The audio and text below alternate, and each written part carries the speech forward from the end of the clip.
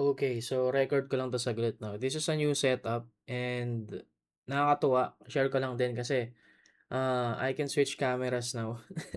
Laking bagay nito men, tipid sa oras sa editing, tignan mo. So ito yung itsura niya, oh, pagka, saan na yata? Ito yung itsura niya dito. So makikita mo naman din sa gilid, eh. So OBS ta's ay, kinonek ko yung ano, yung, Camo Studio sa iPhone kasi para sa wide camera. Okay nga, eh. Not bad, not bad. Nakaka-proud kasi maangas. Napakadali, switch camera ta's meron pang ano men, pakita ko, ah. Ang nakakatuwa meron pang iba-ibang klase ng camera like puwedeng-puwede ko 'tong gamitin sa coaching ko or sa ano na, tawag dito, sa tutorial stuff. Ito men, oh, merong ano, tawag dito, merong, ito, ayan, oh, ang galing. Ang angas niya bro, angas, angas. Wala na, hindi na magzo-zoom out ulit, what the fuck? Paano 'yun?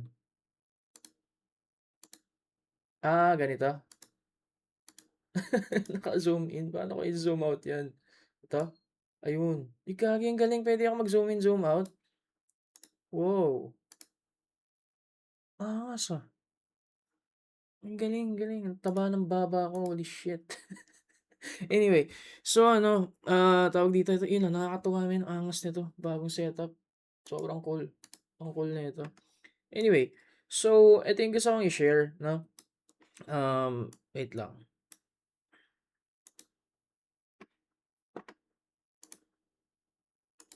Okay, so ang gusto kong i-share is tungkol sa ano, what do you call this?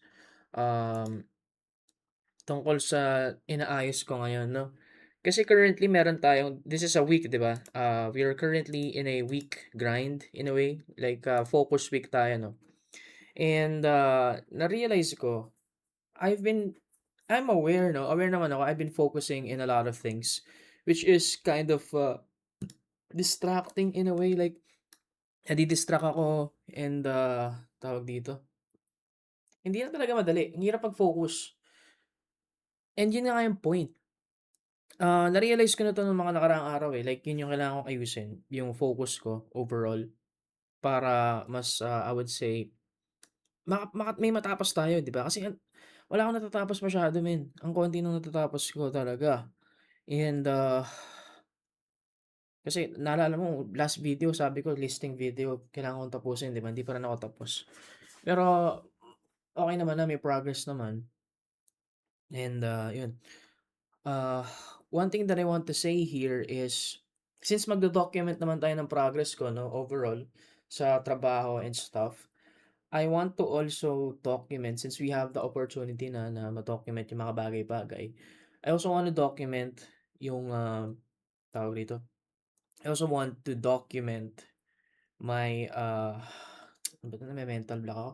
I also want to document eto, yung inaaral ko. May inaaral ako na bago or na-realize 'no, nanood ulit ako ng video ni Justin Song, which is, yun yung source ko pagdating sa focus and stuff, eh, procrastination and stuff. And I learned a few stuff 'no, huge things na gusto kong i-implement. And yung una is about may task ka 'di ba? Be specific 'no?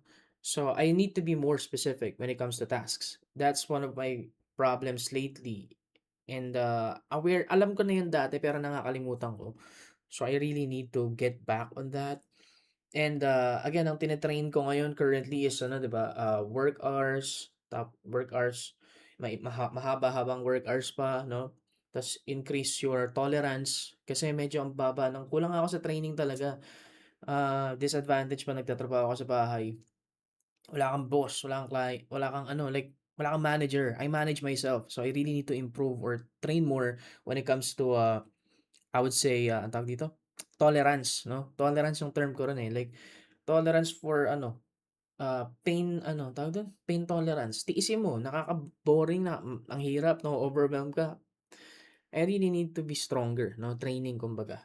So yun yung dalawa 'no. So, work hours na mas mahaba tapos tolerance. Pangatlo yung anger management ko, emotional regulation. I've been keeping an eye on that And ito yung isa pa, which is YouTube overall. So we're trying to do, practice na mag-upload publicly, no? I-document yung ating journey sa kung anumang trip natin sa buhay, no? And I think ito yung gusto ko idagdag, which is sobrang focus talaga. Minsan naguguluhan ako eh. Like ano ba, magda-diet na ba ako? Mag-exercise na ba ako? Pero unfortunately, hindi ko siya mapapasok talaga sa isip ko eh. Kasi late nga ako. Like, makakatulong siya. Pero sobrang hindi built yung buhay ko para dun, for now. Nung the past few weeks, kaya ko eh. Like last month ata, 2 months ago, or last month, kaya ko naman eh.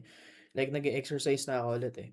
Kaso ngayon, hindi pa talaga pasok eh, yung situation. So, and I want to train, di ba? I want improvement overall, di ba?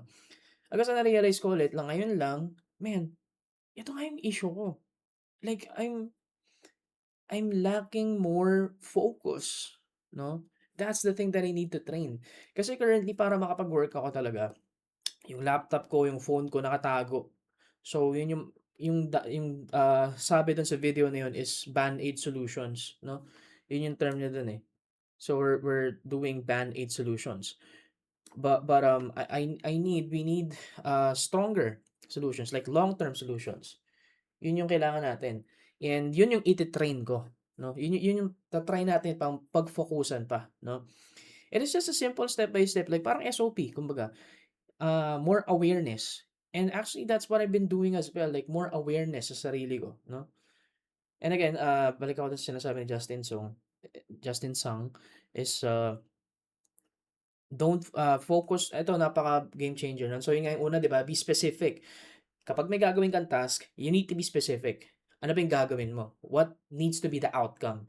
Hindi maganda yung ganito. Like, for example, okay, mag-edit ako ng listing video. It's not specific enough. 'Di ba? It needs to be a little bit like, ano, siguro, okay, ikakat ko to, tong section na to. Like, for example, right now, ang gagawin ko pagtapos ko yung record to is, I need to cut the voice uh, recording of my client. After that is i-finalize yung intro kasi magkadugtong yung intro yun, yung voice recording. Tapos i-finalize na yung mga shots. Hindi, actually, yung Vicksburg mo na yung final. Anyway, nagigets mo ba? Have a specific task. Like, it needs to be specific. And ililista ko siya, no? Alam ko na to eh. And I'm doing it. It's just that I'm not connecting it to my training when it comes to, improving my attention span or focus overall. So be specific. Pangalawa is don't plan to finish the video or your task. Plan to start. Which is sobrang counterintuitive. Oo nga, like it makes sense. Like usually nagpaplano tayo, di ba? Planuhin natin paano natin matatapos yung isang bagay. How can we finish this, di ba? Hanggang sa na-realize ko, man, hirap na hirap ako mag-start eh. Yun yung mahirap na part talaga pagdating sa work. Ang hirap magsimula. Ang hirap basta kumilos ka na. Eh, yun ang kailangan eh para maka-focus ka, no? Ma-achieve mo yung flow state. Kailangan mo mag-start. Paano mo matatapos yan? Hindi ka nga nagsisimula, di ba? And I know it's overwhelming. Kaya nga, yun ang point. So we need to optimize our environment, our mental energy to start. Yun lang. That's the only goal. We need to plan to start. It's almost like ganito. For example, may lakad ka, 'di ba? Kunwari, may lakad kayo, may birthday kang pupuntahan. 'Di ba pinaghahandaan mo 'yan? Ano ba susuotin ko? Anong oras ako gigising? Ganito, ganyan. It's almost like that, no? Like, gawin mong urgent. Add urgency on starting the task. Which is, it makes sense. It really makes sense. So, I really want to do that. And overall, eto yung gusto kong fokusan. Yung meta skills ko, men. Seryoso lang. Oo, dumadagdag yung knowledge ko, lalo sa business terminologies, yung anatomy ng business, how should I approach this, editing. Ang dami, tumataba ng tumataba yung utak ko eh. Nag-i-improve siya na nag-i-improve. Ang problema ko, yung execution. Sobrang hina ako sa execution, men. Seryoso. I'm a planner, I'm a builder. Pero when it comes to execution, sobrang bagsak talaga ako. Yun talaga ako, hirap na hirap na hirap. Na hirap, na hirap na hirap. So I need to focus on that. Di ba? I understand I'm supposed to be a businessman, no? Kasi employee yung ginagawa ko, eh, like technically, oo, wala, tawag dito, nagbi-business nga ako, so dapat maganda sana kung may empleyado na ako para sila na yung gagawa ng mga tasks. Eh, wala nga, eh, 'di ba? That's the point. So, I need to be a great employee. I need to execute better. And feeling ko naman transferable yun, eh. Once na ma-training ko pa yung sarili ko lalo to execute, focus on execution, maging magaling na executioner, no? Execution ng mga tasks, 'di ba? Ah, then ma-a-apply ko rin 'yun sa business overall, sa leadership, on the leadership side, on the leadership end. And again, I need to train this. No, I need to actively be aware that this is what I'm aiming for. I need to improve my attention span in order to improve my output. Kasi ano ba ang magaling sa execution? Execution equals good slash high output. Paano ako makakapag-achieve ng high output and with good quality? Focus. 'Di ba? Increase your focus, increase my attention span, my tolerance. And again, in order for me to train that, I can make my life easier, 'di ba? Again, uh, set myself up to success, 'di ba? Ayusin yung mga be aware, mentally aware na, like prepare na sa mga gagawin, use checklists, use SOPs. We're already doing the systems. We're building it already. Pero kulang. Like, oo, may systems pero hindi kulang, okay. And dapat kahit wala mang systems 'yan, is tayo mismo trained tayo in a way na kaya natin mag-work kahit walang systems, kahit magulo, 'no? That's the point. We really need to train this. And again, it's a meta skill, 'no? Like hindi siya related sa creativity, it's more like discipline, eh, 'di ba? It's the discipline to work continuously. So 'yun yung, gusto kong i-work on. That's what I'm working on right now. And yeah, I hope na mas maging better pa yung mga susunod na araw. It's currently ano, eh, 'no, tawag dito, let's count this as the third day na ng week ko kasi tina-track natin yung daily ko, 'di ba?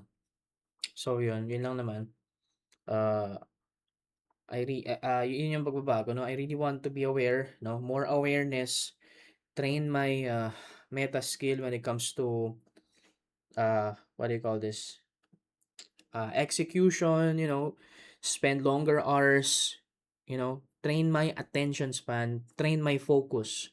I really need to focus more. So, yun lang naman.